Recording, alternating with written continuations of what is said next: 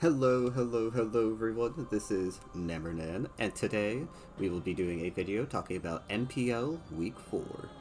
So, this week on MPL, or last week on MPL, we saw quite a bit of creative teams. We saw a bunch of interesting water teams, we saw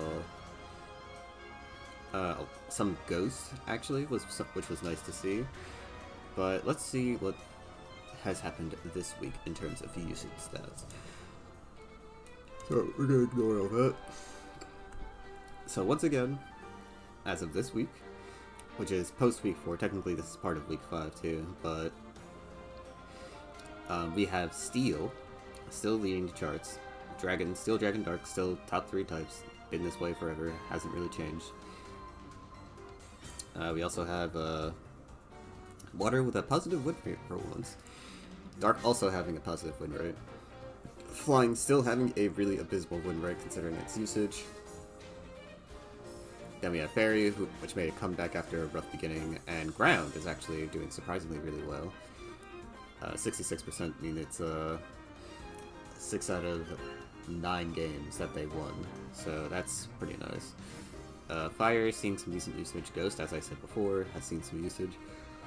Poison also doing pretty well, and the bottom, let's see, 1, 2, 3, 4, 5, bottom 6 types have not been brought at all yet, so yeah, it is definitely looking like a relatively standard tournament. Maybe someone will bring something that'll throw the meta out of whack, we'll see, but right now it seems like the general metagame is focused primarily on hazard stack and being able to either wear down Dragon or wear down Steel. Dark seems to be one of the best types at being able to accomplish this, while also being a solid, dangerous type overall, while Flying and Water seem to be decent answers to the hazard stack metagame in general. Water being one of the few types that can run a ton of heavy-duty boots and still function relatively well, as well as being able to do a bunch of different types of archetypes, while Flying just completely ignores spikes, and while they do take damage from Stealth Rug, heavy-duty boots basically makes that not as big of an issue as it would normally be, and most of the common mons on Flying, such as Corviknight, Landorus, for example, they take 12% from runs anyway, which isn't really that much. So, with that being said, I cannot wait to see what this week has in store. It doesn't seem like a lot of things have changed, but let's just take a look. So, with our first game, we have Rio Vidal versus Shucklegigas. Rio Vidal opting for a fire team, and Shucklegigas getting a bug team. Now, this is relatively not great for Shucklegigas, as we saw last time this matchup was played, they did not do particularly well, even with Cleavor, so let's see if Shucklegigas can win this match. We see a lead with Scarlet on Rio Vidal's side, with Shucklegigas leading with Caesar. Instantly swaps out for Araquanid to block the fire type damage, as Water Bubble does make it take a lot less.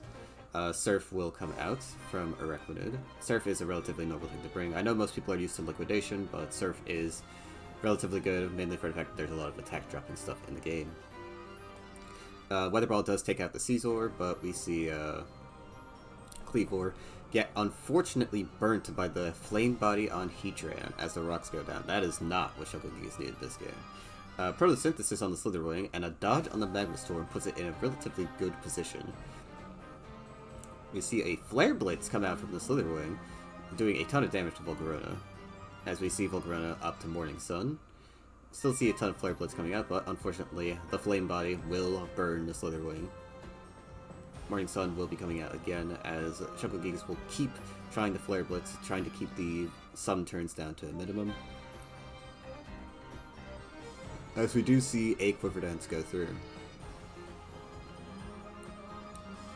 Morning Sun will come through, but it will not boost as much, as the Sun is now gone. And with the Sun and Photosynthesis boost gone for Shucklegigas, it cannot do nearly as much damage as it would before. So, with that being dead, alright, yeah, it is in range of low kicks, so Ooh, but a prediction with the Sword Stance does allow Shucklegigas to... Unfortunately, it gets burnt again by Heatran.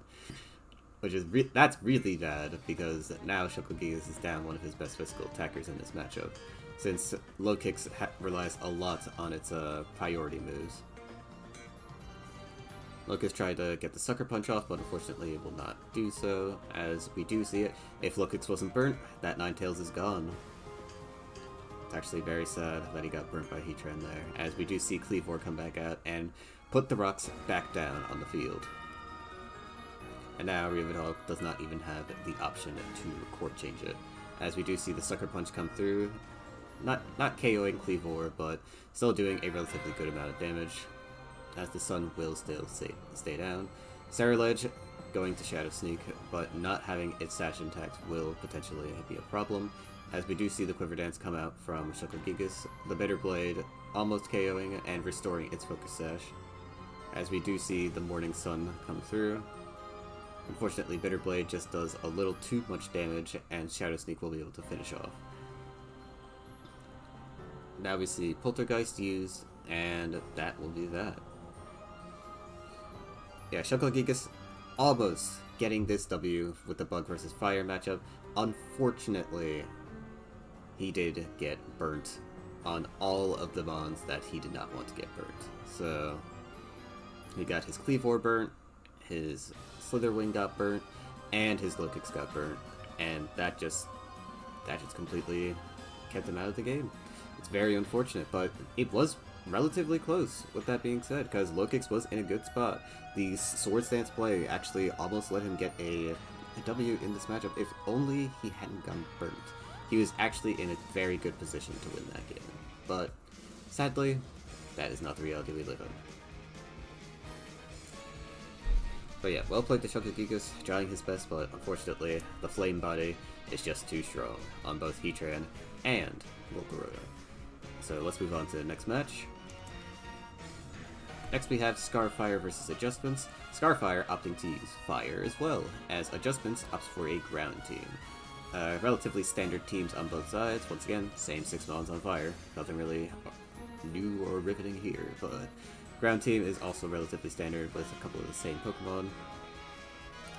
Except there is a Gliscor present on this Ground team, which is not very common. Well, I wouldn't say it's not common, but it's definitely not typically brought a lot on these standard Sand archetypes. In fact, the Sand team doesn't really have Excadrill whatsoever, so interested to see how this team will do. Adjustments does have... No, this matchup is actually pretty even, I would say, as we do see Ninetales immediately set the sun with Volcarona taking the Earth Power from Landorus. The Earth Power failing to 2-hit KO, as Scarfire will get the Morning Sun up and get a ton of health back. Flamethrower is used on the switch from Landorus into Mamoswine, but the Thick Fat does allow Mamoswine to take 2 hits, as the Smackdown will get the KO on Volcarona, removing a massive threat from this game. Cinderace now coming in on the Ice Shard, with Mamoswine getting KO'd by the subsequent Pyro Ball. Hippowdon now replaces the Sun, as Ninetales opts to bring the Sun back, getting O-Code in the process, so now Scarfire has no Sun if Adjustments chooses to remove it at any time.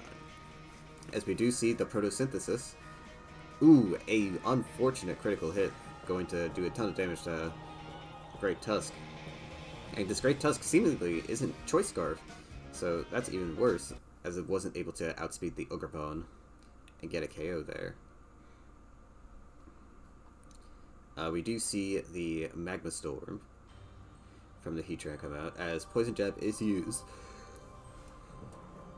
but unfortunately will not do any damage, as the Earthquake will bring Heatran down to a dangerously low HP. Taunt is used to block any possible recover attempts, as the Magma Storm will be worn off and Bowser will be able to heal its HP back, but sadly the Ivy Cudgel will take out Clodsire. As we do see Landorus come in. Landorus definitely probably Choice Scarf if the other one isn't. As we do see Gliscor come in, get its Toxic Orb ready, and taking a Pyro Ball from the Cinderace. Ogerpon comes in, taking the knockoff very easily as its item cannot be removed. Sword Stance is used as the facade goes through on the Gliscor. Synthesis coming out on the Ogerpon. This is not a normal set whatsoever, as Synthesis is not typically brought. Unfortunately, the power up does miss though. But Synthesis is actually a relatively decent move to use since you are generally on a Sun team, so you will get bonus healing, and it's good against mons that will wear you down slowly. So Synthesis is actually helping Ogerpon a lot in trying to wear down this Gliscor, for example.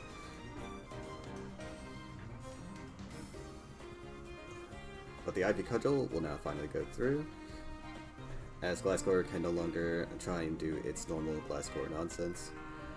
Trying to predict the Protect from from adjustments there, but unfortunately not getting it. I believe it should be out of Synthesis. Okay, no, it's going to be out of Synthesis the next time it uses it.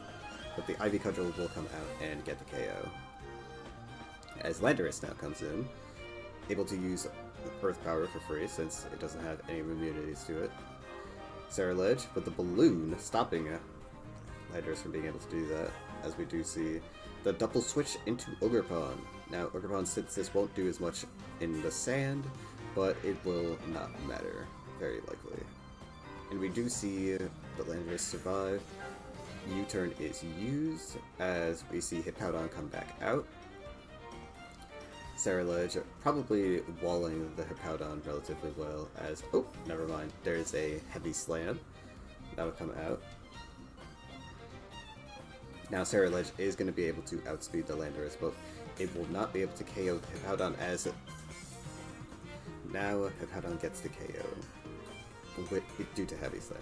Heavy Slam also not typically a move that's brought a ton on Hippowdon. Usually it's mono attacking Earthquake.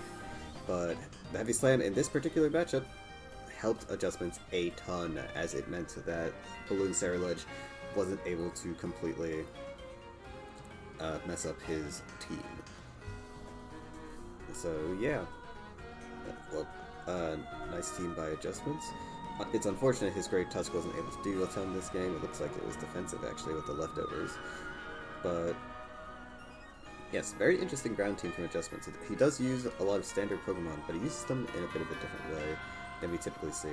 For example, with the Great Tusk, using it defensively instead of seemingly defensively. I'm not sure for sure what the set is.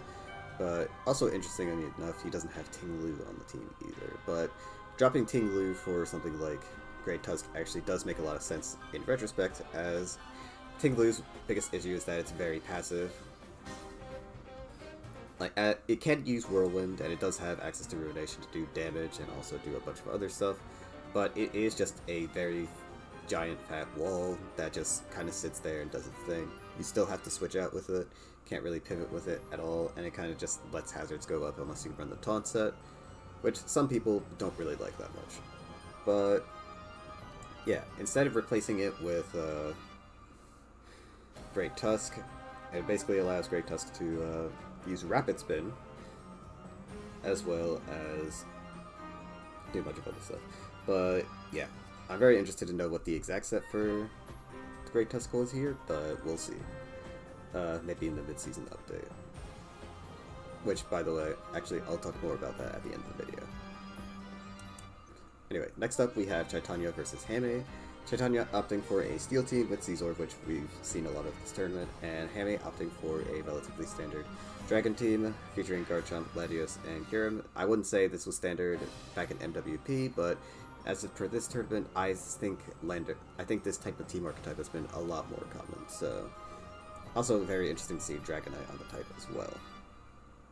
But yeah, let's see how this match goes. Alright, we see the Latios come out, instantly threatening out the Archaludon lead, as Heatran will come in to tank it, revealing its leftovers. Archaludon getting swapped back in on the prediction for Garchomp, as we do see the Stealth Rock go up. Heatran comes in again and gets tricked, now no longer having its leftovers and being forced to have a Choice Scarf, which is probably unideal for Chaitanya, as we do see the Garchomp get swapped out for Archaludon. Ice Spinner will proc the... oh, Dark Pulse on the Archaludon, interestingly enough, I wonder what target that's meant to hit, but it does do quite a bit of damage to Iron Treads, as a Choice Scarf is now removed.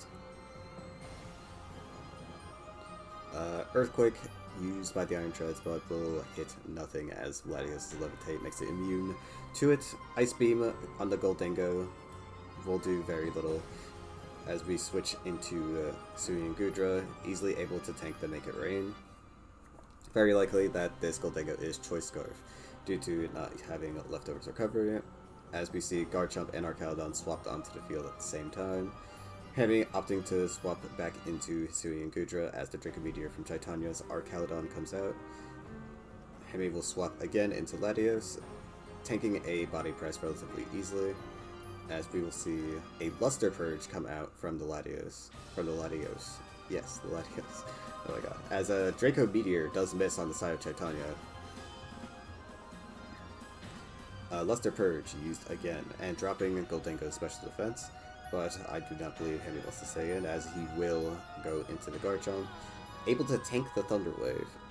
It looks like Gholdengo is not Scarf, so likely is going to be Qwily Berry instead, which is another common item that I do see people run. Colbert or Qwily Berry. It's very, very likely a weakness berry. So we do see Scizor come back out and get the Bullet Punch KO on the Archaludon due to its low HP. Dragonite coming in, but being immediately swapped out for Garchomp, as Chaitanya falls for the bait and swaps into his Garchomp out of fear.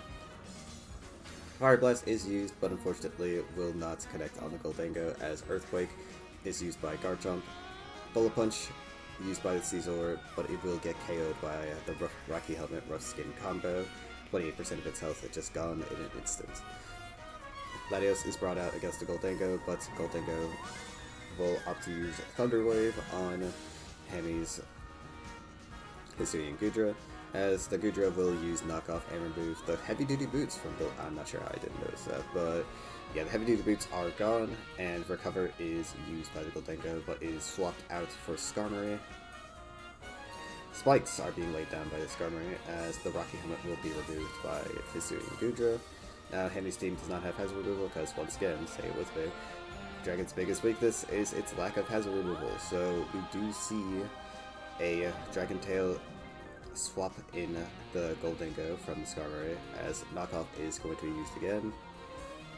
Chaitanya opting to spam Recover, as Dragon Tail misses this time, maybe going to look for a Hex. There we go. Knockoff being used again, getting a crit this time and doing a whopping 42%, but Chaitanya will just recover it off, as Dragon Tail is used yet again. Iron Treads this time coming in. Rapid Spin is the choice here, instead of trying to go for the KO with Earthquake. Very good net neutral play, as it was possible for Hemi to just go very raw Latios there to get some tempo.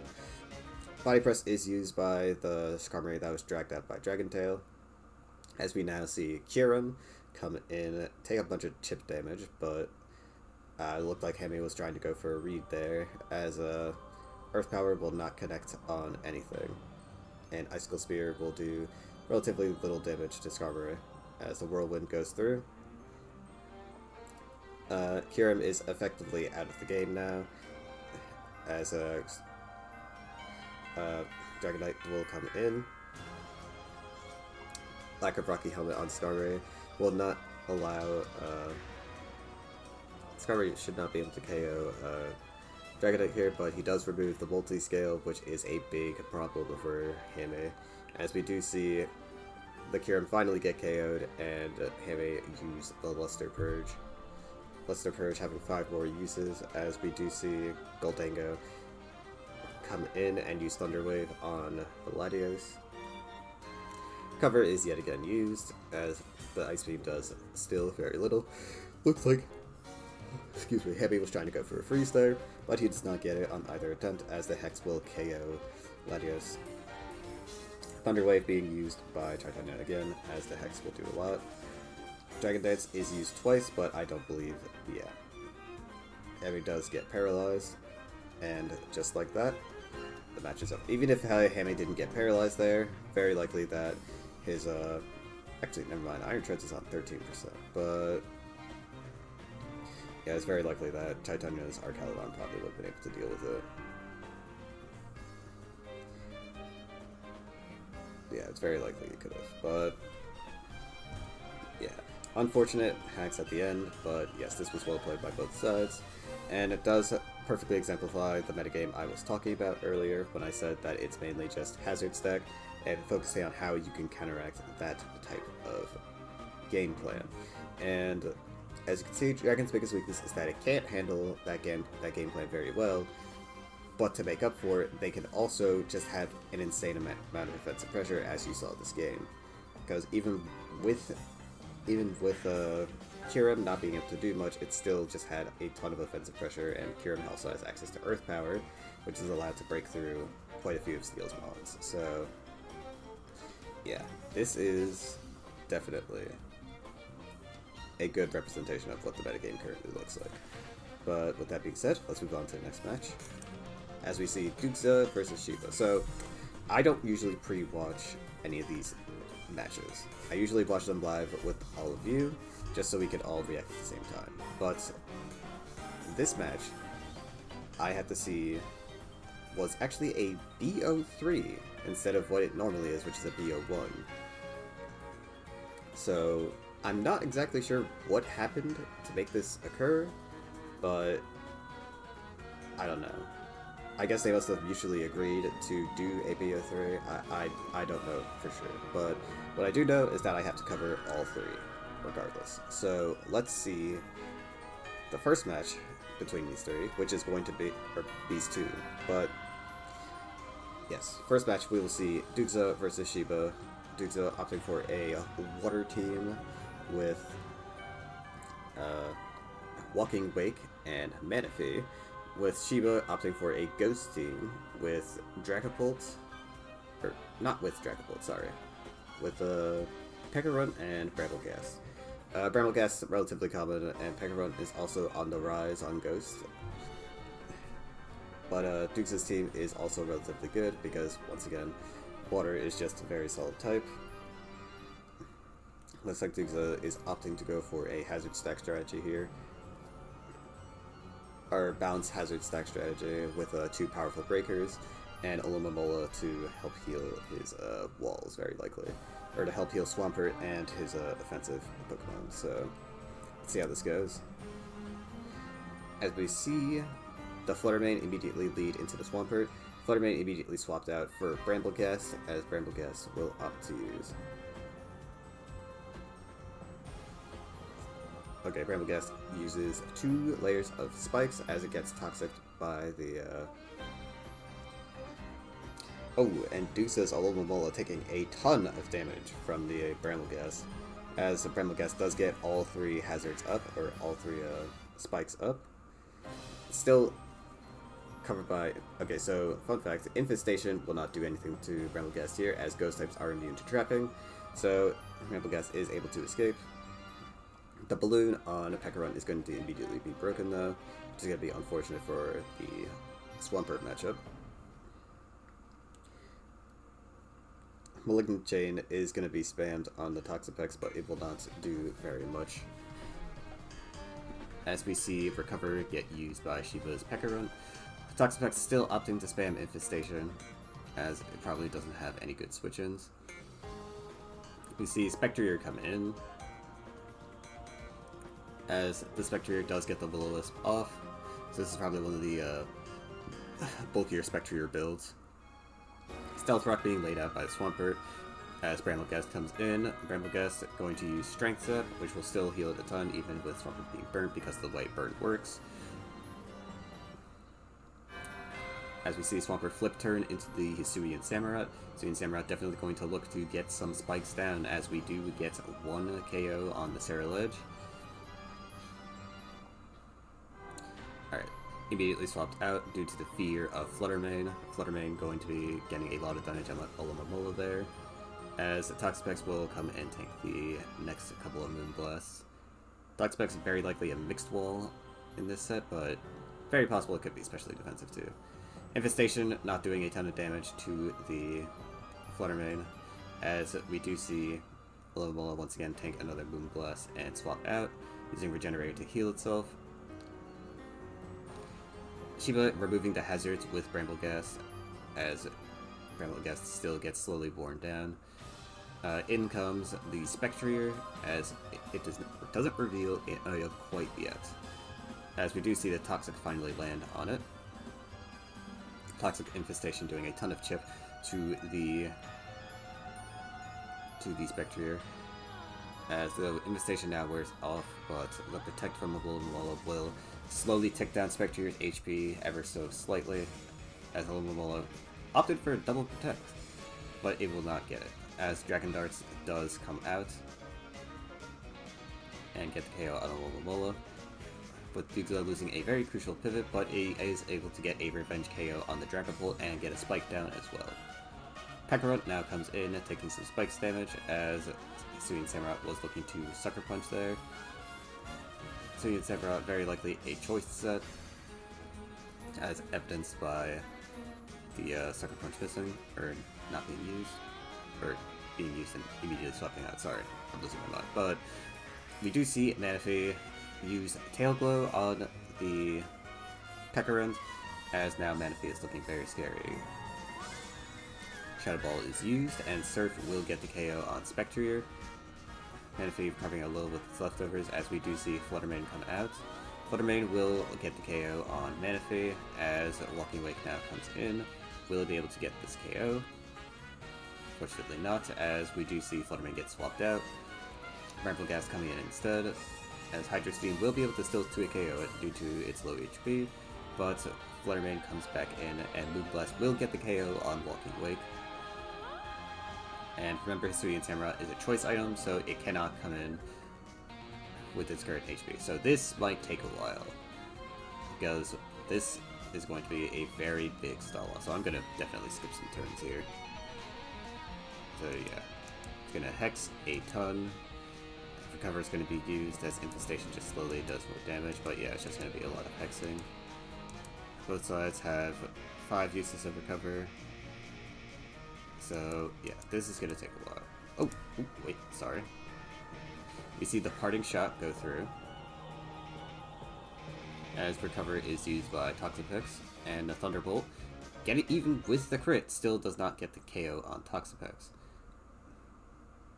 As Hisuian Samurott does come out, oh, it is Heavy Duty Boots, as the Thunderbolt will get the KO, but unfortunately it will not. Unfortunately, Fluttermane will perish, as now these two are going to stall off, and this will definitely come down to a PP war. So, once again, it's just going to be a lot of this.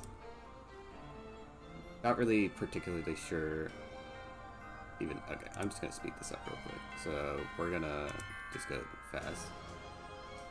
I don't want to go super fast because it'll skip a lot of turns, but yeah, Parting Shot is going to be used, and Toxapex is going to haze it. If we look at the amount of PP they collectively have, Pekarunt has 8 plus 8 plus 16 plus 32. That is 64 PP total versus Toxapex's. Yeah, no, Toxapex should, in theory, win this war, but depending on how many times DugZa uses Recover, he may or may not lose. But I think Toxapex does win this 1v1. Those are just my bets. We'll see what actually happens, as Pekarunt is going to start running out of offensive moves.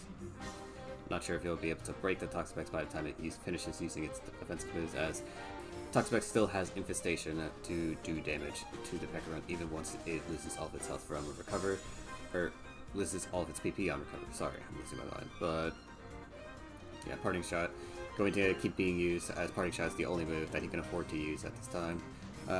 Okay, he opts to use Malignant Chain, so now he has no more uses of that, and Hex is the only thing he can use now, as Infestation is going to keep getting used. Probably going to be, yep, the last Recover now going down, as Toxapex still has 2 Recovers left in the bag, so I think DugZa should just absolutely win from here, as Infestation will just wear it down too slowly.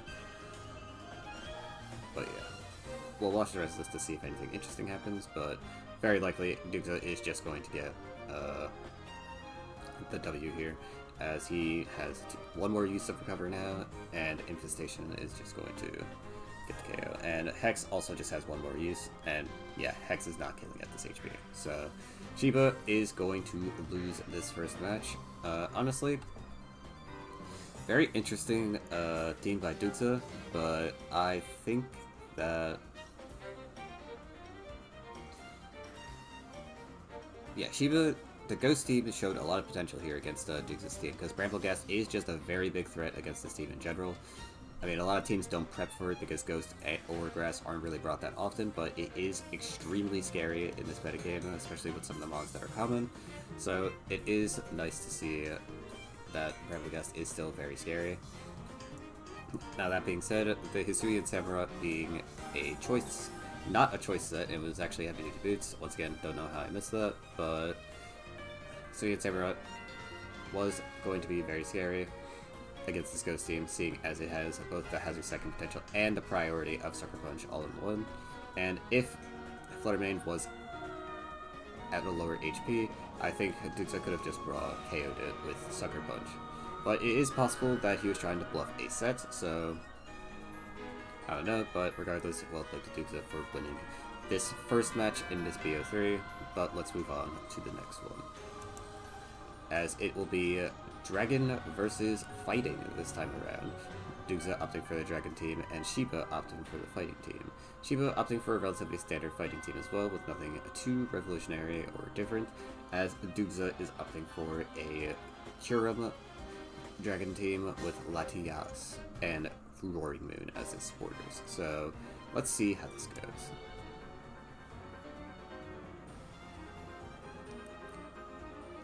Now, as a reminder, the person who won the last match is DugZa, so DugZa is up 1-0 here, as our Caledon does come into the Sacred Sword, but it will take a ton of damage. Sacred Sword will get the KO on our Caledon, as Gallade is just really, really scary here.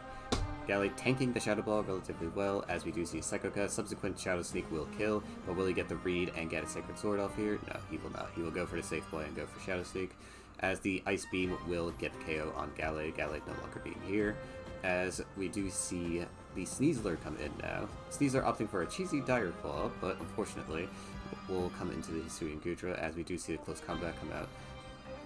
Shiba not trying to play any games, as he will get the close combat KO.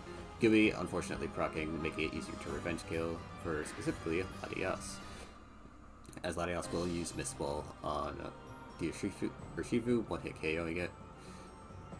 Mist Ball will be used again, bringing down the...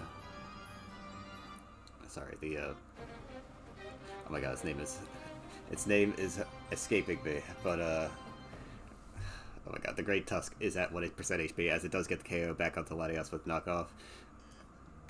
Roaring Moon surviving the Headlong Rush, and now getting a Scale Shot off.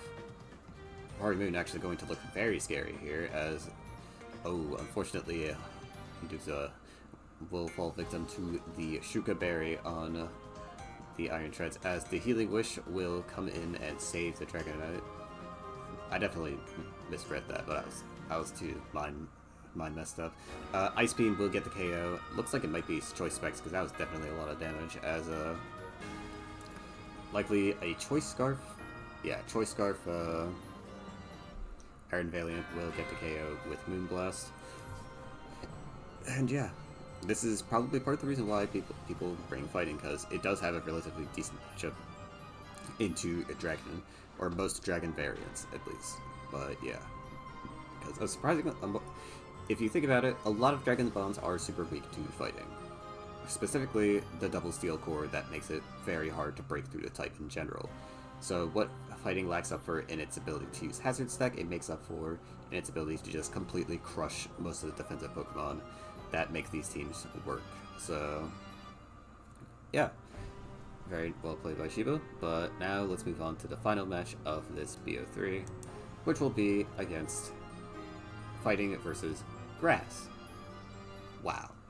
So this is the first time Grass has been brought this tournament, and it's interesting to see it used against Fighting. So, as someone who has used Fighting a lot in the past, I can definitely say that Grass has a strangely decent matchup into it, because you would think with Sneasler you would just win instantly, but unfortunately Grass just has a couple of mons that are faster than Sneasler, namely Masskeauuu, and also Sinistcha is very obnoxious for you to deal with if you don't hex it with Dire Claw. And Sinistcha in general for your team is very annoying to deal with, so yeah, this could be very rough for Shiba, but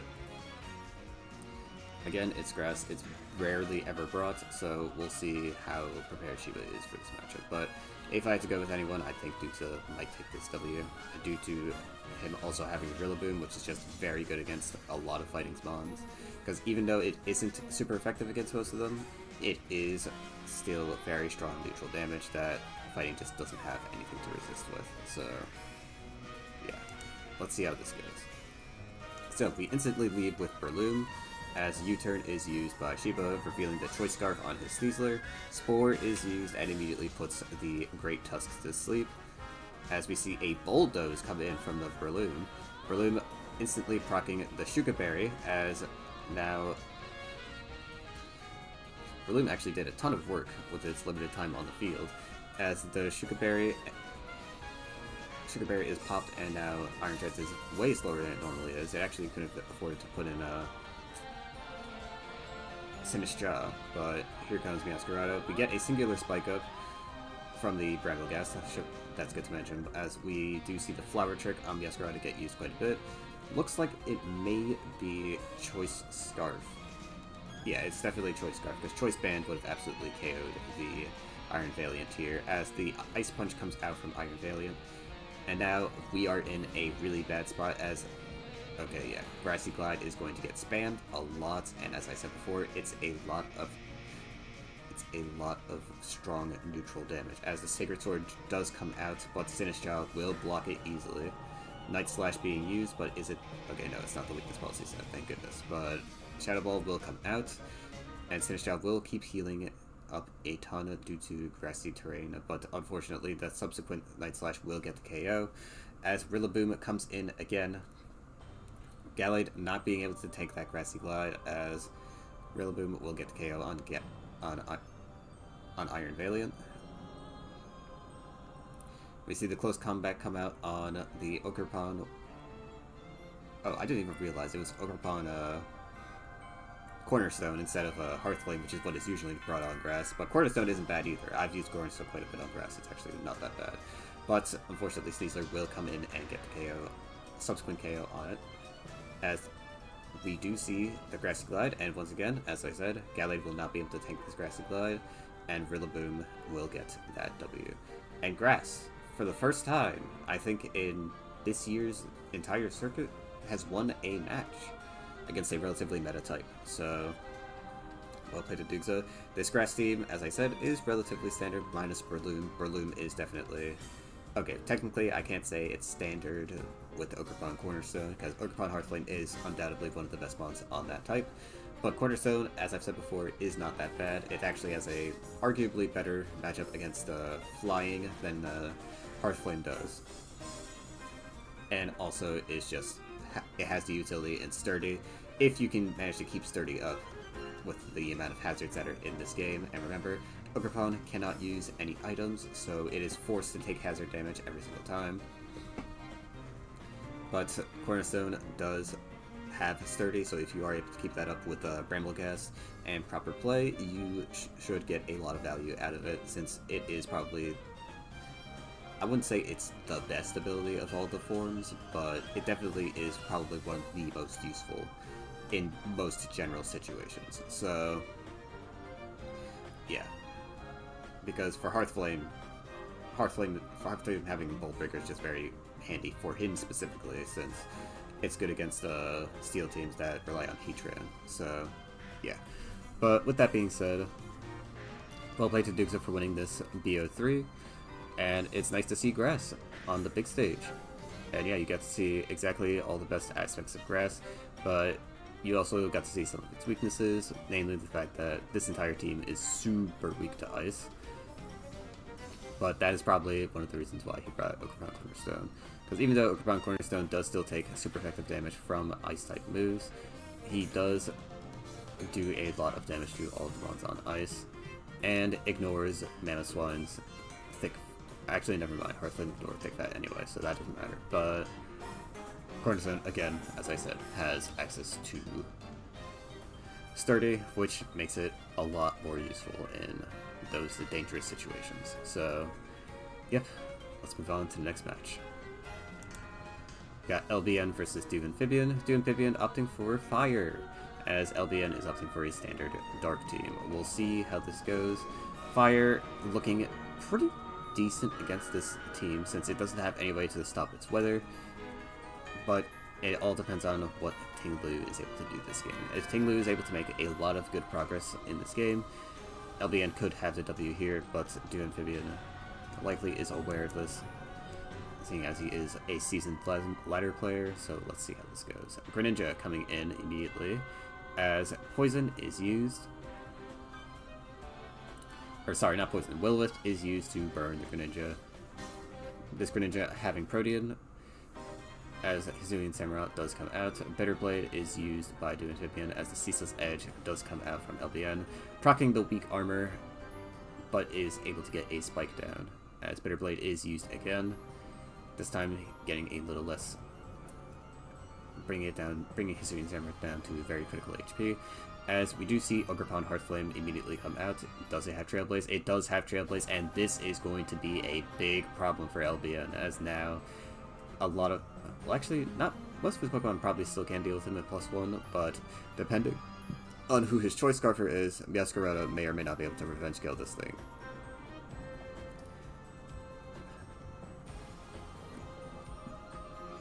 As we do see the high jump kick get the KO on Mandibuzz. Greninja coming in and threatening out the Cinderace as Extra Sensory is used. Popping the balloon on Heatran. Cinderace is brought in again as the Extra Sensory does come out. Now, is he... okay, no, he actually shouldn't stay in, but yeah. But yeah, the Soccer Punch is used. As we do see Masskeauuu come in. U-turn is used again, so very likely Masskeauuu is the choice Scarfer.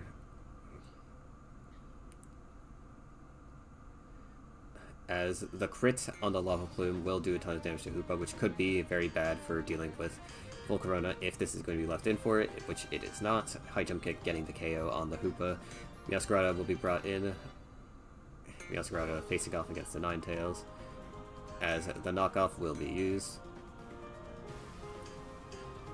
Right, Volcarona now coming in, and Volcarona is going in a very good spot. Let's see if Tinglu is going to be able to take care of it though, as Whirlwind is still an option to remove Volcarona from the field. 34% taken from the Flamethrower, as we see an Earthquake used.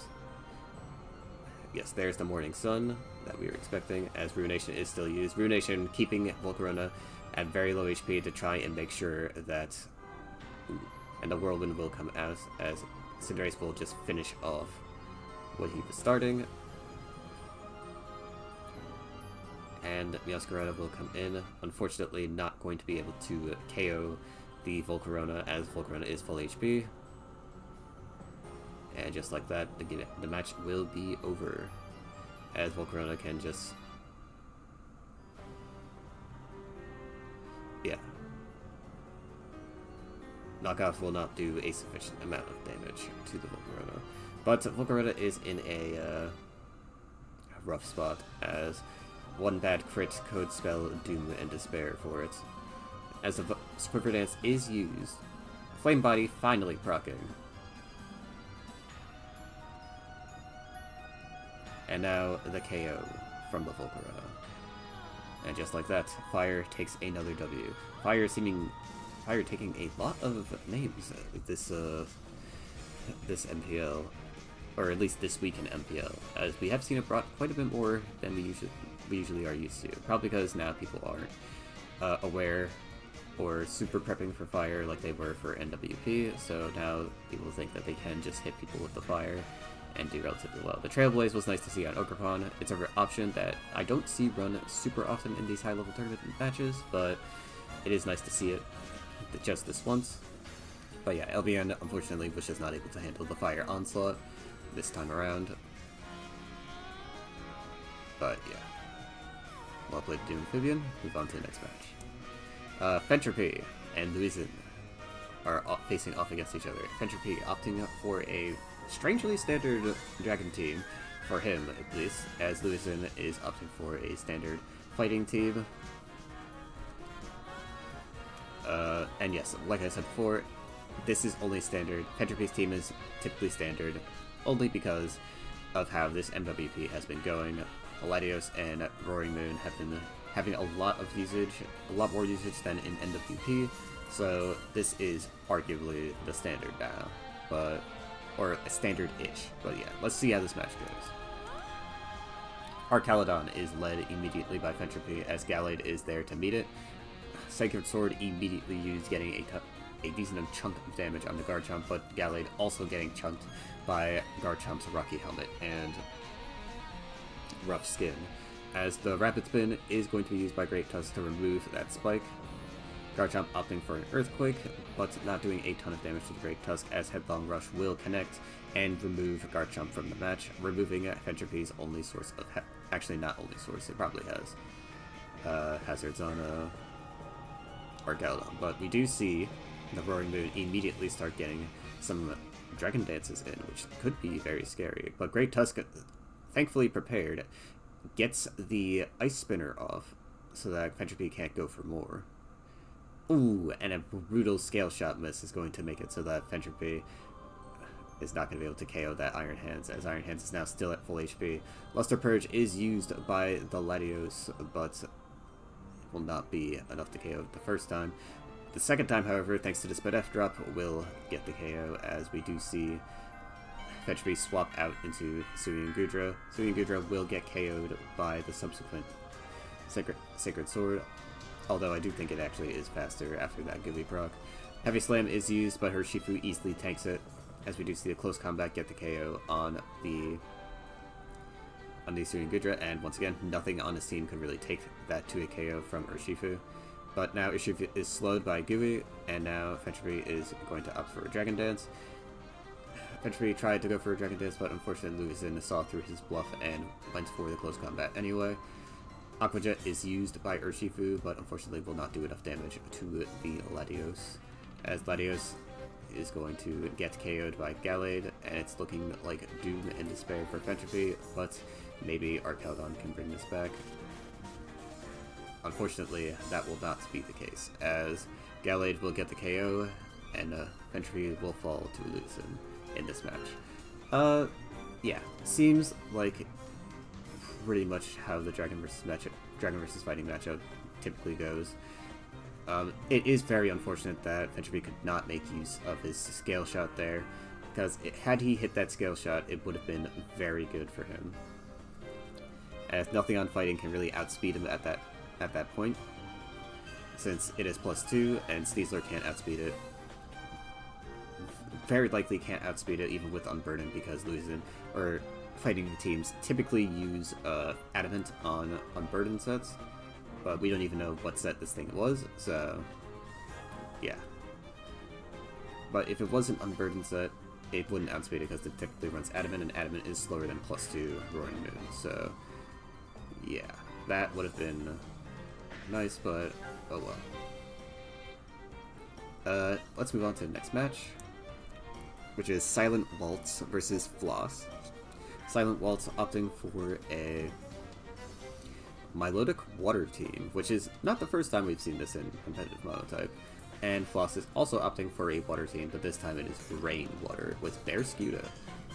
Now, I think this happened the last time Rain Water was also brought, but it was up against a team that's good against Rain Water, strangely enough, as Silent Waltz does have the Ogerpon on his side. So this is not looking really great for Floss, as a lot of his mons are weak to the Ogerpon, but maybe he will be able to play around it and make use of his offensive pressure from Rain. But it is not looking good for Floss, just off the team preview alone.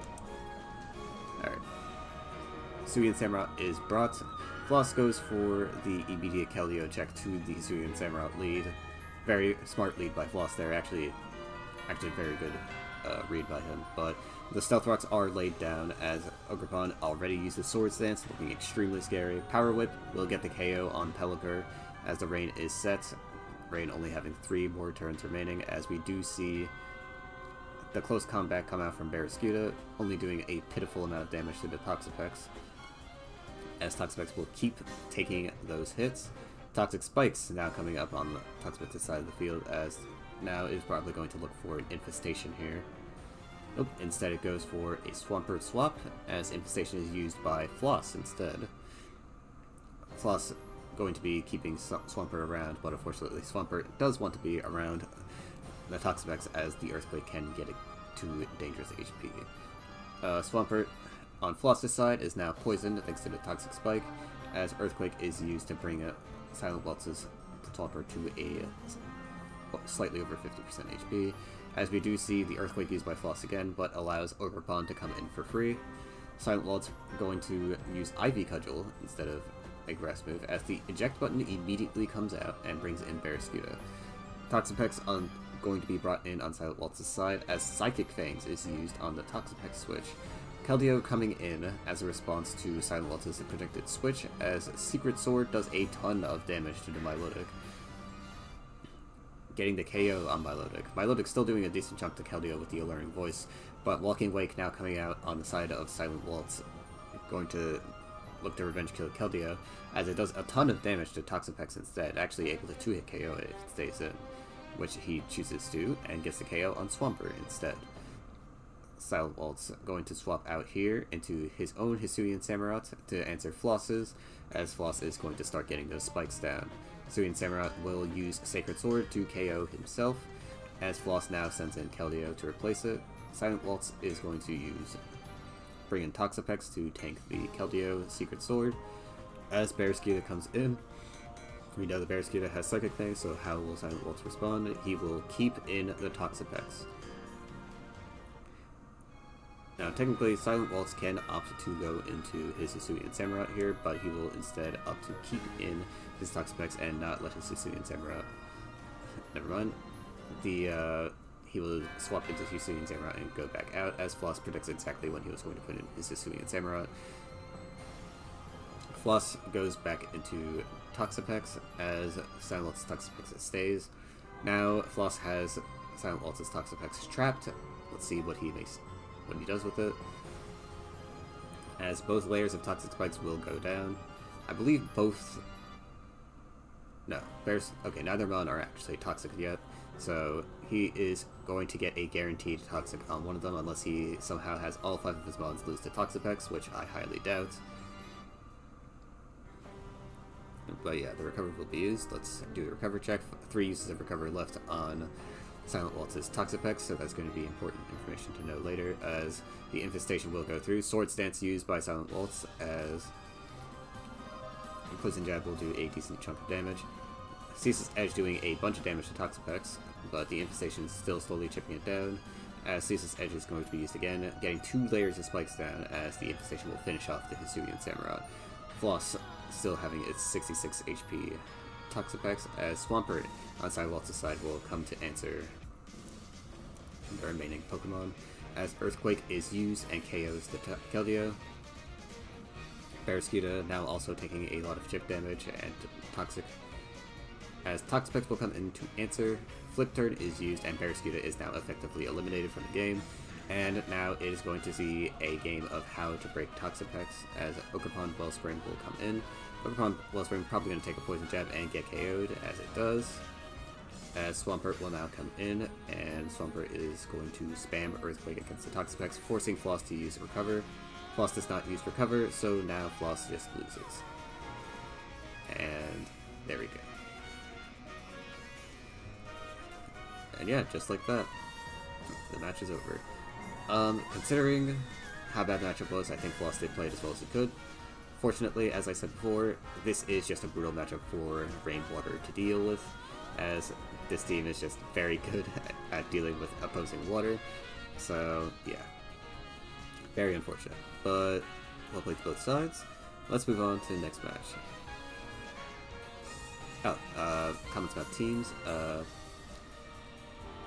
Nothing too crazy. Floss's team is relatively standard Rain. Keldeo maybe being a bit different, but on Rain specifically, Keldeo isn't really that uncommon, so I don't really have much to say about that. The Melodic team is definitely a bit unusual, but Milotic is actually just a very decent pivot, or physically defensive pivot, which for some teams is what all you really need. Also, its access to Alluring Voice makes it very good against stuff like dragon, so it is very handy to have. Now, let's move on. Qwily versus Masskeauuu. Qwily opting for a steel team, and Masskeauuu also opting for a steel team. Masskeauuu opting for Corviknight and Hisuian Gudra on his steel team, as Qwily opts for Caesar and Skarmory. We're seeing MWP steel versus MPL steel this matchup, as actually MWP steel still kind of used Skarmory. It just used both Skarmory and Corviknight, but you get the picture. Let's see which team is going to... just looking off of matchup alone, depending on if Caesar has superpower or knockoff or not, this could very well just go in Masskeauu's favor, as Caesar is going to struggle to break most of his walls without setup. But his Heatran set could also... It's definitely even game, but I would probably favor Masskeauuu here. So let's move on to the match, as Archaludon... Both Archaludons are led. Masskeauuu uses Draco Meteor first, getting the first hit, as Qwily opts instead for the Stealth Rock, and immediately swaps out into his Heatran. Masskeauuu now also setting his Stealth Rock, as a substitute comes out from the Heatran. Whoa. As we do see the Body Press come in, Lava Plume is used, no burn. As we do see Goldingo come in, probably predicting the Body Press. As we do see Masskeauuu heal up a little bit from his leftovers. Now we see Corviknight come in. Qwily probably going to use Thunder Wave. Yep, there's the Thunder Wave. As Corviknight is now paralyzed. 44% is going to be dealt to it, as the balloon from Goldingo is now gone. Masskeauuu putting in his own Goldingo. Is it Weakness Berry or is it Choice Scarf? We'll see. Caesar instantly KO'd by the Goldingo Shadow Ball, so I think the usage of Shadow Ball may confirm that it's Choice Scarf, but we don't know for sure yet. We'll wait and see. But Knockoff will be used by the Iron Treads to remove Archaludon's leftovers, as Goldingo on Qwily's side is brought in to tank the Draco Meteor from Masskeauu's Archaludon. Iron Treads is brought in on Masskeauu's side, looking to get a KO on the Goldingo, but Qwily responds with his own Iron Treads, as both sides are likely going to Rapid Spin here since they can't really hit each other. Yes, and both of them will pop their Iron Treads as respective balloons. Instead of going for a tie Earthquake, they both opt to swap out instead. Qwily opting for Heatran, and Masskeauuu opting for Corviknight. Archaludon will come in to answer the Heatran, as Corviknight cannot, and it will get KO'd by Earth Power, which is a very good prediction by Qwily. Goldingo is brought in by Masskeauuu, but Qwily responds with his own Skarmory, as Skarmory opts for a Body Press, but it does not land onto the Goldingo, as Goldingo will get the KO on Skarmory. No spikes for Qwily this match, it appears, as Heatran will come in and Lava Plume will do a ton of damage to Goldingo, no burn though, which is critical at that low HP. Goldingo on Qwily's side being brought in to tank the Goldingo from Masskeauuu, as Iron Treads is brought in but faked out, and Heatran is brought in and KO'd by the Goldingo. Masskeauuu clearly not afraid to do it, and instead of Choice Scarf, it's Choice Specs. That explains the crazy damage that we were seeing, as the Heatran on Masskeauu's side uses Flamethrower and gets 2 subsequent KOs in a row. Masskeauu's team simply was more equipped to handle opposing steel than Qwily's team. Unfortunate for Qwily, but yeah. Well played to Masskeauuu, and well built team. Not much to comment on aside from that. Hisuian Gudra kind of didn't really do anything, but it was still a massive problem for Heatran on Qwily's side. So, with that being said, let's move on to the next match. So now we have Matt and Mellow 2 versus ImprobableBlob. ImprobableBlob is opting for a Dark Team with Sableye. Are we going to see Screens Sableye in this matchup? Because it does look like the type of team that could make very good use of that. As we do see Matt and Mellow use a Moltres Flying Team, which isn't unstandard, but it's definitely not common to see. So it is nice to see Moltres come out this matchup. Moltres actually going to be very good against enemy Meowscarada, as the Flame, if it does have Flame Body, it can proc it on Triple Axle if it is used. That being said, ImprobableBlob could potentially just have Triple Axle and Thunder Punch on the same set, which is relatively common, but we will see if that is the case or not. But with that being said, let's see this match. This is going to be an interesting game. Alright, Matt 2 leading off with Gliscor and ImprobableBlob leading off with his Ting-Lu. Ting-Lu going to get knocked off immediately by Matt Gliscor, as we do see the Stealth Rock immediately go up. Greninja is being brought in. Choice Scarf will be removed, so now we know that Meowscarada is likely choice banned. As ImprobableBlob reveals its Protean, as Corviknight will come in. Corviknight easily able to tank the Ice Beam from Greninja, as U-Turn will be used. Bisharp is brought in to the Corviknight, as Corviknight will give Bisharp a +2 boost, but most Bisharps run Eviolite instead of an offensive item, so that likely will not do a ton.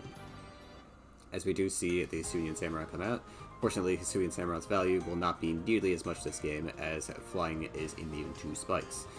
Tornadus will come in, Bleakwind Storm will get used, no speed drop, but the Aqua Cutter on ImprobableBlob will get the KO on the Tornadus, which is very important as Tornadus is part of Flying's very strong defensive core. So Ting-Lu will come in and take the Earth Power from Landorus again, as the Stealth Rock will go down. Corviknight will come in.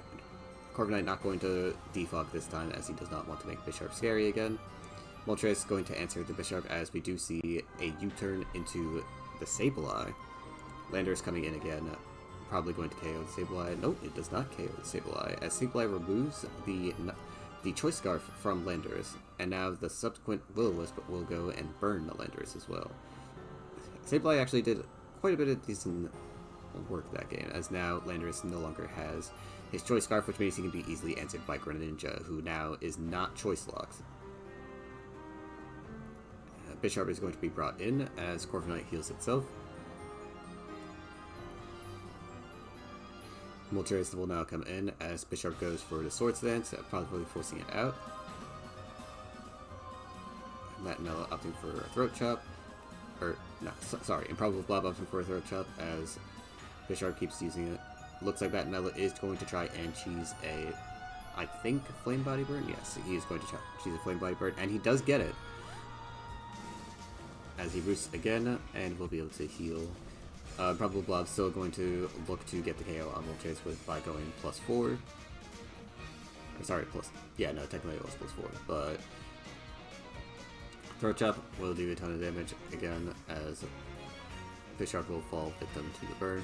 Moltres at 3% HP though, which means it basically can't do anything. Corviknight will come in to answer the Greninja though, as we do see Greninja use U-turn, and Hisuian Samurai come out yet again. Hisuian Samurai will be using a Swords Dance, as the U-turn will be used by Corviknight. Dragonite coming in, revealing the Heavy Duty Boots, and getting the KO on Hisuian Samurai. Moltres coming in, isn't quite able to take the U-turn, as Meowscarada is going to swap into Greninja. Corviknight going to take the Ice Beam, and Corviknight will get frozen. Very unfortunate for Matt and Mello. Yes, this freeze is going to be, unfortunately, very, very bad for him, as now Corviknight is going to lose its leftovers from Meowscarada. ImprobableBlob has the entire game in his hands now, as the freeze will make it so that Corviknight can't do what it needs to do. Dragonite is going to get its Heavy Duty Boots removed, but Matt and Mello will be able to get a +2 off, as now he is going to look extremely scary. Outspeeding Meowscarada, as we know, Greninja was the Choice Scarfer, so Meowscarada had to be the Choice Bander. Ting-Lu is surprisingly able to take the Dragon Claw very well, as Stealth Rock is used by Landorus, and now Gliscor comes in from Ting-Lu's Whirlwind, as Landorus is brought out again. Ting-Lu opted to use Whirlwind again, and Gliscor coming in again. As we do see the Swords Dance come out from Matt and Mel's Gliscor, but ImprobableBlob is just going to keep spamming Whirlwind, and he does get the KO on Dragonite. But now Landorus gets to come in, Focus Blast is used, and connects, and now Ting-Lu is going to fall. But unfortunately, Matt and Mello has 2 ground flying types against the Greninja with 377 speed. And that should be GG. Really banger match. Very back and forth. both sides gave it their all. It was a very fun match to watch, but fortunately, ImprobableBlob was able to get the freeze on the Corviknight. Now, would it be possible for Masskeauuu to win if that freeze had not happened? Yes, absolutely. But I think ImprobableBlob also still had equally high chances of winning the game as well. Just purely because of the fact that he had Masskeauuu still, who likely had Thunder Punch or Triple Axle, doesn't matter. Either one of them could have worn down his team effectively, especially since Tundu is choice bound, so yeah. But yeah, well played both sides, unfortunate hacks, but that is Pokemon. As now, we will move on to the next match. Also, ImprobableBlob's team, very interesting. We did not get to see if it was screens or not, but it looks like it may have been the standard utility set. As, yes, this team actually is a dark team that opts for Sableye over Mandibuzz, which you don't really see a lot in tournament play, so that's actually incredible. You also don't see a lot of Bisharp in tournament play either, but fortunately we did see it this time, and it actually did do quite a bit of good work against the Moltres. Now, is it better than Darkrai or... It's better than Darkrai or Hoopbone Bound? That's to be seen, but for now, let's just move on to the next match, as we see Leafeonlol versus Fusien. Leafeonlol opting for a fighting team, fighting seeming to be very popular this week, as Fusien is opting for a dark team. Now, this matchup on paper should be very good for fighting, but as you will probably see, this matchup is very obnoxious for type deals. But we do see Leafeonlol have a Breloom, which could actually make this matchup significantly easier if it is the Sword Stance Mach Punch variant, due to the fact that Mach Punch is something that not even Masskeauuu or Greninja can deal with. So as long as those two mons are up, Greninja kind of one-hit KOs both of them without a boost, I'm pretty sure. So yeah, those two mons can't really do much. I think Darkrai might survive, but with proper Hazard Chip, or any chip whatsoever, he's also going to get checkmated, and Fusion's team doesn't really have any answers to priority. So Breloom actually is incredibly scary here for Fusien to deal with. So this matchup could be very one-sided, but it all depends on how the Mandibuzz is used, because remember, most Mandibuzz these days use Overcoat, and Overcoat makes him immune to Spore. So every time Breloom comes in to look for a Spore, Fusien can just come in with Mandibuzz. Mandibuzz doesn't really run Brave Bird, but it can still get a lot of progress done.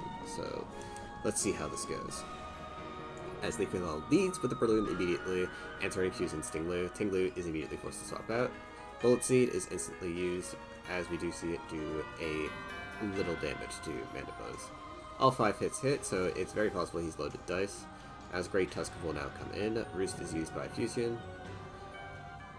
It's actually very rare, but Brelooms could also use Rock Tomb, so that could have been very bad for Mandibuzz there, which is probably why Fusien decided to use Roost.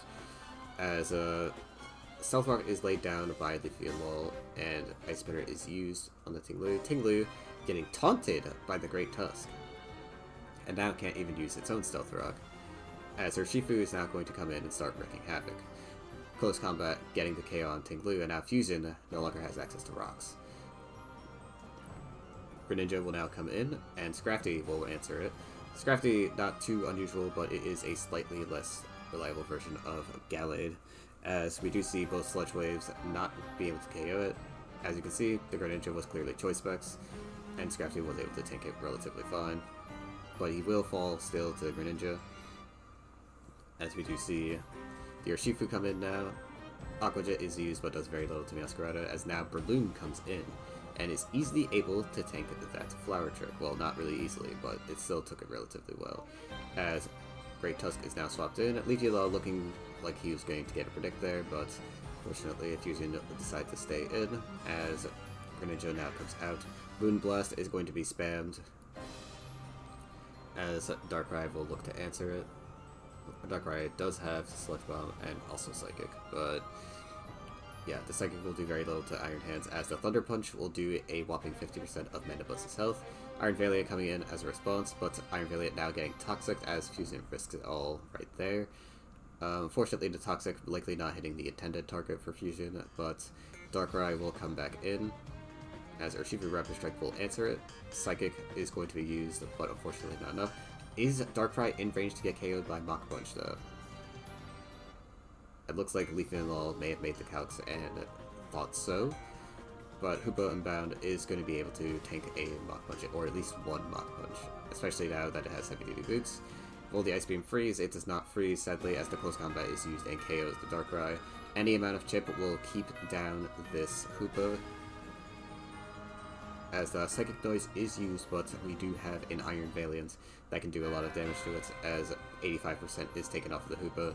Iron Valiant will fall, but Breloom, with its glorious priority Mach Punch, will get the KO. And just like that, we have a Breloom fighting W in MPL. This was a very good matchup for Breloom, specifically. Now, I assume Leafeonlol probably brought Breloom for a couple of other reasons as well. Like, it's a very good matchup against water. Breloom single-handedly does break apart a lot of water's defensive cores. If you think about the most that are common on fighting, there's not a lot of flying types. There's mainly a lot of grounded water types. And fighting can sort of struggle with that sometimes, especially with breaking Swampert in particular, since Swampert can do some evil things to Iron Hands. But generally, Breloom does take apart those cores very easily. It's also very good against ground, which fighting can also struggle with, even with Urshifu. It's kind of just a lot of good matchup assurance, in case there's counter sets made for specific Pokemon. And Breloom is also just very solid to bring in general, because it just has Spore, which is good against a lot of teams. Now, the issue with using Breloom is that typically you use Focus Sash, but it looked like the Leafeonlol opted for the Loaded Dice set, which is also really good, so yeah. Yeah, this was just a very nice time to see Breloom. Breloom not really brought very often and is considered a relatively weak mon on fighting, but I definitely think that it has potential in tournament play, and as you saw, it clearly did. So now let's move on to the next match. As we see Eternal Spirit versus Aesir Iggy. Aesir Iggy opting for another Walking Wake water team, as we do see Eternal Spirit bring in a flying team with Landorus Therian instead of Landorus Incarnate. Also no Enamorus on Eternal Spirit's flying team, which is interesting, because we've been seeing a lot of Enamorus on flying, but it's not on this team. I think we also didn't see it on the previous flying team as well, so I wonder what's going on with that. But yeah, let's see how this match goes. And once again, Aesir Iggy is going to find himself having a relatively rough time with his Sicilian Samurott not being able to get its full maximum use. Walking Wake using Knockoff immediately on the Tornadus Therian, as it will lose its Assault Vest, as Tornadus Therian removes Swampert's leftovers with its own knockoff. Stealth Rock is going to be used, as Weakling Sword gets spammed multiple times, slowing down Swampert, but Swampert will do a whopping 39%. With its flip turn into Greninja, Greninja going to look to threaten Eternal Spirit's team, as Ice Beam is used. Ice Beam doing 43%, so that is very likely going to be Choice Specs. As we do see Roost come in from the Corviknight and healing it to full. Encore is used, and that is not good, especially if it has Sword Stance. As we do see Aesir Iggy do exactly that. Ivy Cudgel not quite KOing Skarmory, but it will not trigger any contact moves, because Ivy Cudgel is, for whatever reason, not a contact move.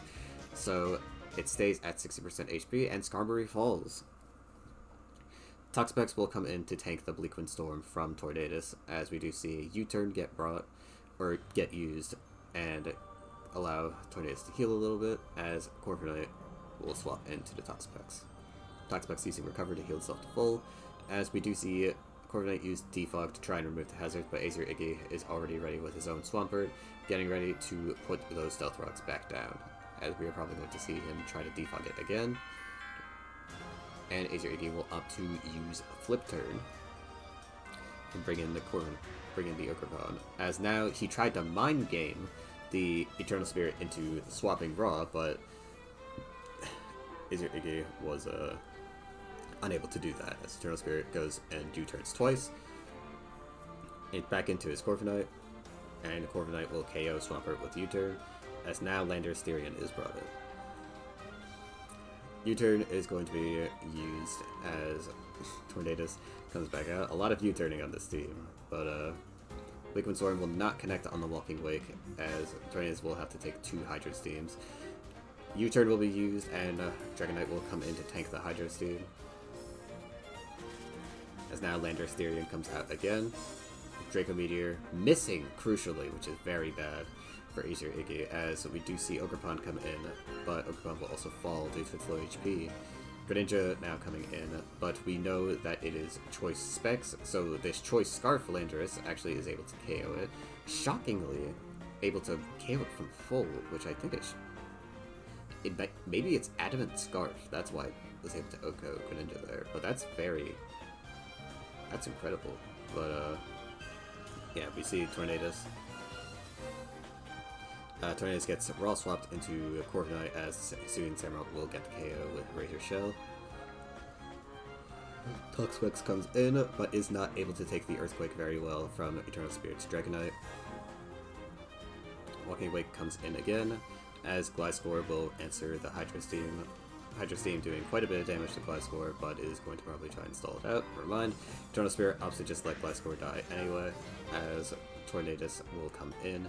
Shucklegigas Samurai coming in as well. Choice Scarf being removed, so now Tornadus can KO it with U-turn, and Eternal Spirit is going to look to put Dragonite in.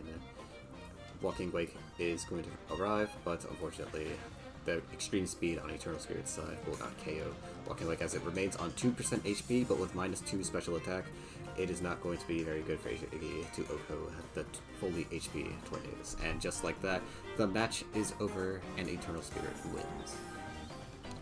This Landorus Therian, I know Landorus Therian is very powerful, but I didn't think it was powerful enough to one-hit KO a Greninja from full HP with the Choice Scarf. It has to be Choice Scarf too, because there's no way that Aesir Iggy would run a Greninja that's slower than 309.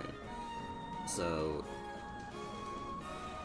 yeah, that's going to be...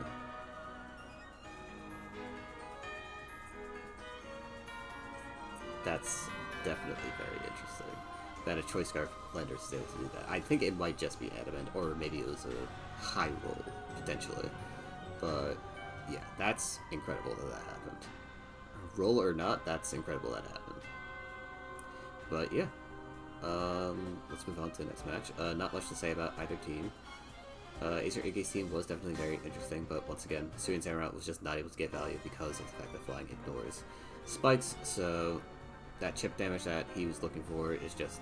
I mean, this is just a perfect example of what I was talking about before, when I said that Flying is just able to make it so that these teams are forced to use rocks, and rocks are just way easier to play around than 3 layers of spikes. So, yeah. Because look at the amount of mons that Eternal Spirit's team is weak to. 4 of the mons on Eternal Spirit's team cannot take more than 12% from Stealth Rock. And 2 of his mons do take damage from Stealth Rock, but I think Dragonite... Okay, no, I think this Dragonite was choice banned, but typically Dragonites do run heavy-duty boots, and Tornadus has also been known to run heavy-duty boots. He didn't do it this time, but some teams may opt to do that instead. So yeah, once again, this is exactly why Flying is able to take advantage of a lot of the trends in this metagame, but it hasn't been performing well. Fortunately, Eternal Spirit was able to get the W, but Flying as a whole has not been doing well this tournament. So let's move on to the next match, which will be gorex versus Losco, as we do see gorex opt for a fighting team, and Losco is opting for a dragon team. Dragon team with Como, of all things. And also Raging Bolt, which we haven't seen a lot of in this tournament, shockingly enough. I think I said this last week as well, but Raging Bolt has seemingly fallen off. I'm not sure if it's because the hype over the mon is dying, or if there's just a lot more prep being put in to make sure their teams don't lose the Raging Bolt, but we'll see what's going on with that later on, when I do the mid-season video. So, with that being said, let's move on to the match. So, we already know how this matchup is supposed to go, but let's see what happens, because Pokemon is a game where anything can happen, given the right amount of RNG. As we do see the Mist Ball connect on the Gallade and do no damage. Psycho Cut is used immediately and gets the one-hit KO on Como, who was not expecting that at all. Losco probably was expecting to use Knockoff or Sacred Sword, not that. So we do see the Dragon Ball get the KO on Great Tusk though, as Ice Punch is used by Iron Hands to force out the Dragon Bolt. Archaludon coming in face first to a whole lot of Sneasler close combat, but is able to take it relatively well and get a revenge kill with Draco Meteor. And it gets a +1 due to its stamina ability. Gallade, however, does not care about its boost with Sacred Sword, as it does fall, and now we see Raging Bolt come in. Raging Bolt only doing a whopping 48% to Gallade, as Gallade is going to be able to easily tank that. And the subsequent Thunderbolt will not do enough, but it will paralyze it and stun Gallade. And just like that, the matchup has already been flipped on its head, as now Iron Hands comes in again. Drain Punch is used, but Dragon Ball easily swaps into it, as Losco, playing very well right now, is going to get Iron Hands very low. Latias now in a much better spot to do a lot of damage with Mist Ball, as we do see the first one do a lot. The second one will get the KO on Iron Valiant as well, and Urshifu will also get KO'd. The crit did not matter, and there you go.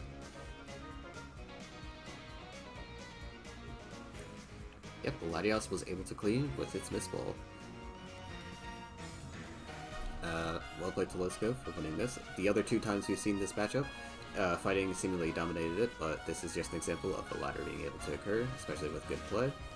So, yeah, this can just very well happen against the team. Funnily enough, if Breloom was in this match, it actually would have done a lot, but sadly, it was not. But yeah, not much else to comment on. Losco just played the matchup very well, used his Latias to the best of his abilities, and made sure to not lose his Dragon Bolt too early, and made some very decent proactive plays. So, not really much to say, but yeah, well played to Losco. Let's move on. Now we have Royal versus VK.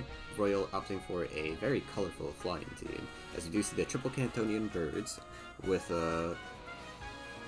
Tornadus, Corviknight, and Gliscor. VK opting for a Muck Alola team with Hydreigon as well on Dark. We don't see a lot of Alolan Muck. Alolan Muck is a very solid mod on Poison because of its very good defensive qualities, especially defensive qualities, and just being a really obnoxious thing to take out. Because, fun fact, Poison Dark is a very good defensive typing due to the fact that it only has one weakness, being Ground. So, essentially, Alolan Muck is just going to take a lot of special hits. It's basically almost better at taking special hits than Chansey because it has more resists. So, yeah, I'm not saying it's better than taking special hits than Chansey or Blissey, because obviously those two are way better at taking special hits due to their stats. But from a typing perspective, as especially a defensive wall, it technically is better in terms of taking those hits. So, yeah. With that being said, let's move on to the match. Thank goodness they set the player chat to star. But Protect was used immediately by Royal to instantly get his Toxic off, as we see an instant Sword Stance from VK. VK just going to use Razor Shell and absolutely obliterate the Zapdos, as we do see the Bleak Wind Storm come in onto Tornadus, but Tornadus is also going to get eliminated. Corviknight is going to come in to try and salvage the situation, but Razor Shell is going to nearly OHKO it too. Chople Berry is actually brought on the Samurott to deal with this, and now he also will fall as Razor Shell comes in. No burn for Royal, as I think Royal might just get 6-0'd here.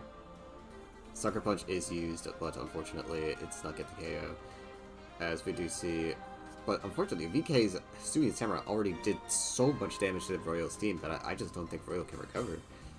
As we do see the triple Axel on Meowscarada just able to clean stuff up.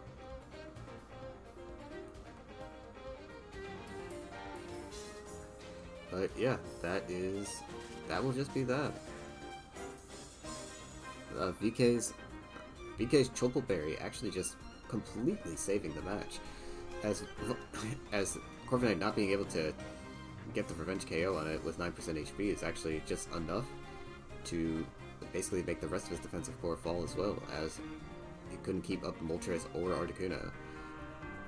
Had Moltres or Articuno been able to do anything in this match, Gliscor also would have been able to be a lot more annoying, especially against a Alolan Muk, as Alolan Muk can't really do a ton against that bomb.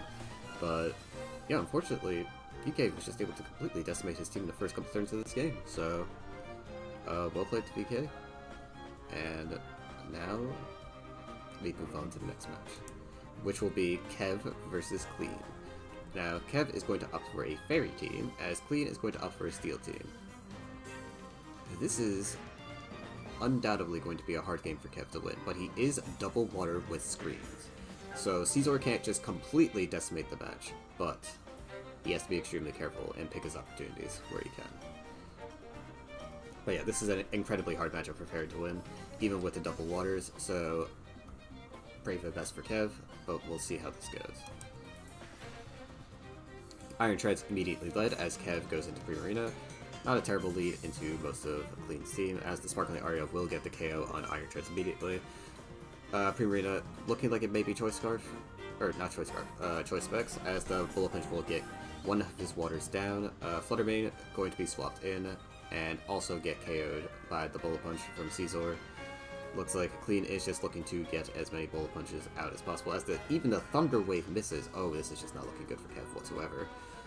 As we do see the Reflect immediately go up, and now Light Screen is also going up. Goldingo is going to get the Nasty Plot off though, as we see Hatterene come in. Hatterene going to reflect the Thunder Wave, but of course Gold is Gold denies that from occurring. As we do see Psyshock go through, and Balloon gets popped on the Goldingo, but sadly Goldingo is going to be able to KO Hatterene from screens. Here comes Iron Valiant. Iron Valiant going to use Knockoff and get a crit on the Goldingo, which actually will matter because of the fact that Goldingo did not have an item beforehand, as we do see the Close Combat come out. Life Orb Iron Valiant, very rare. As Bullet Punch will get the KO on Iron Valiant. Now we see Klefki come back in, as the Bullet Punch will do a ton of damage. As Reflect is probably all Kev really needs, as Azumarill is the last mon to come in. Clean swapping out of the Caesar to try and get Skarmory to deal with it, but Skarmory can't really deal with it without Whirlwind. Oh, the Iron Defense is going to come out. Oh, but a critical hit is going to completely flip this matchup on its head, as we're going to see the Rocky Helmet also removed. Aqua Jet is going to be used, but Azumarill probably going to have a superpower or something to deal with that, as Body Press will just not do enough damage. Play Rough is all Azumarill needs, as Skarmory is going to perish, and Caesar is not able to KO due to Reflect. So, wow, Kev actually was able to win that. It was down to the wire. It was down to Azumarill, but Kev was able to get that W. Now, had that crit not happened on Skarmory, I think Kev definitely does lose. But fortunately, that crit did happen.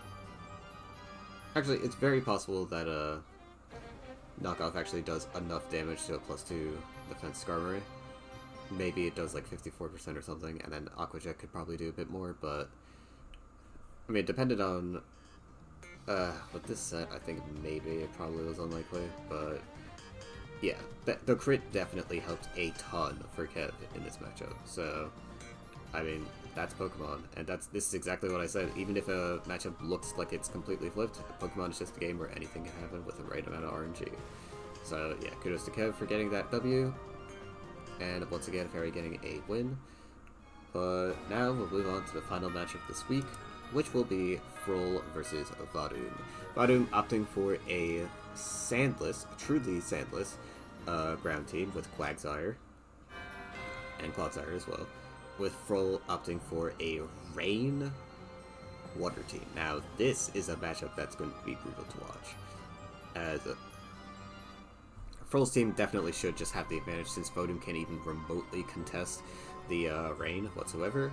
So yeah, this is going to be very, very interesting to watch. Oh yeah, interesting thing about Froll's team as well is that this is the rain team that doesn't have a electric immunity. So this team is brought a lot, and typically you do want an electric immunity on your water team. But this rain team specifically can circumvent that due to the fact that it has Kingdra, so you don't just get swept by, for example, Thunderclap by Raging Bolt. as we do see Samurott try to get a couple of Ceaseless Edges off, but it does miss one and isn't able to get the other to connect. As Floss says, forget about it, and clicks Aqua Cutter to get the KO on Gliscor. Sludge Wave is used by the Landorus, as Pelipper is going to be swapped out for Kingdra. Kingdra taking the Sludge Wave, but don't worry, it will never get poisoned due to Landorus' sheer force. As we do see the Draco Meteor come through immediately from the Kingdra. Kingdra likely specs, so it's going to be forced to swap out. As Urshifu will come in, Stealth Rock going to be put up. Clodsire is going to come in now, as Surging Strikes will be used, but Water Absorb will deny it from being able to do anything. Clodsire perfectly walling Urshifu, as we do see Suyin Samurai come in and get KO'd by the Poison Jab from Clodsire. Primarina now coming in, as we do see the Psychic get used. Psychic doing a ton of damage to the Mamoswine, as we see Pelipper come in again. Pelipper will get KO'd, and the rain will now last for 4 remaining turns. Let's see how Furl is able to use those turns, as we do see another Draco Meteor get used, and Iron Treads is able to perfectly tank it. Urshifu is going to get used and take a little bit of damage from the Earthquake, as Iron Treads will heal a little bit from its leftovers. Clodsire is going to come in, but once again will perfectly wall those Surging Strikes, as Toxapex is now going to be swapped in. This Clodsire doing a ton of work against Froll's team. Because Froll is respecting it too much with the Kingdra, instead of clicking the water move.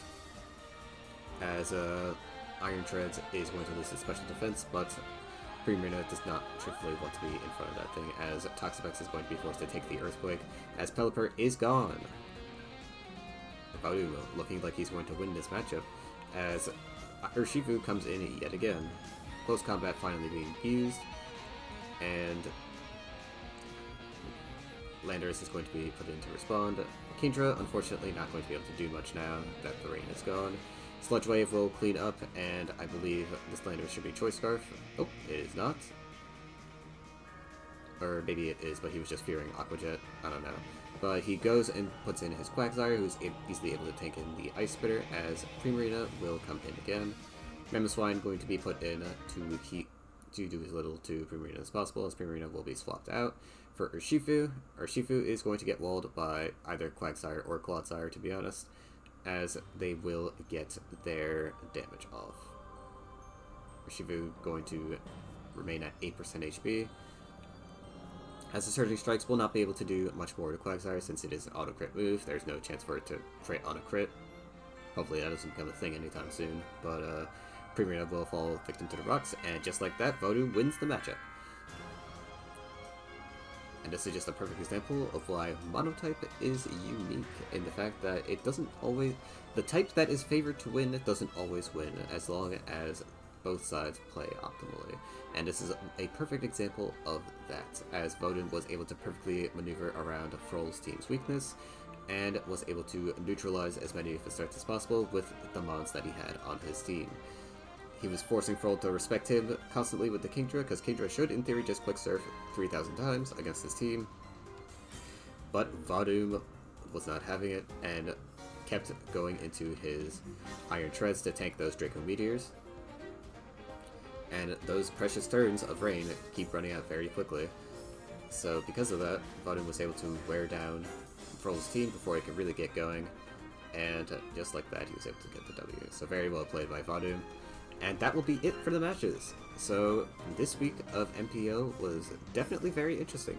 We saw a ton of fire and fighting this week, which is unusual, as both types are not really that high in usage right now. I mean, we saw at the beginning of this video that it wasn't that high, but yeah, very interesting that those types are the way they are right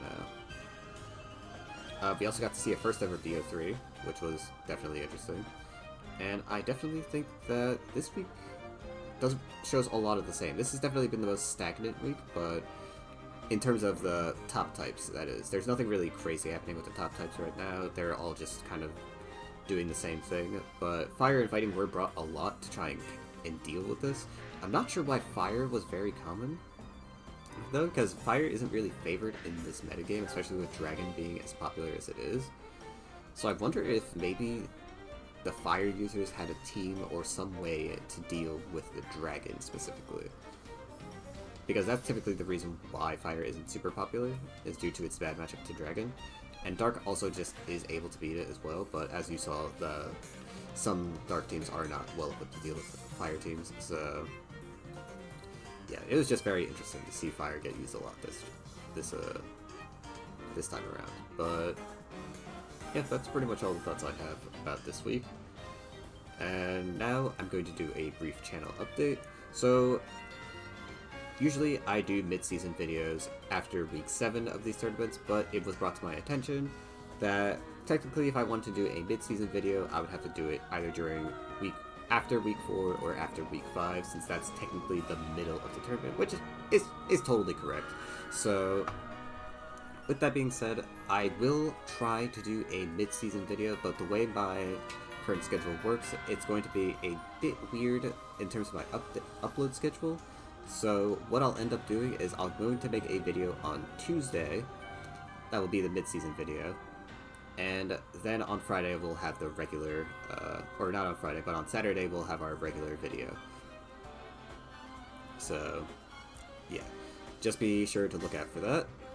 But yeah, the mid-season video will just cover metagame trends, basically a lot of the same stuff. Hopefully I'll have another guest speaker, but it's very unlikely, since a lot of the people in mods are busy at the moment, especially with exams and stuff coming up, so time is definitely not something a lot of people had at the moment. But I would love to have someone to talk to for this mid-season video. And with that being said, have a great week everyone, and I will see you hopefully on either Tuesday or Wednesday. Have a good day.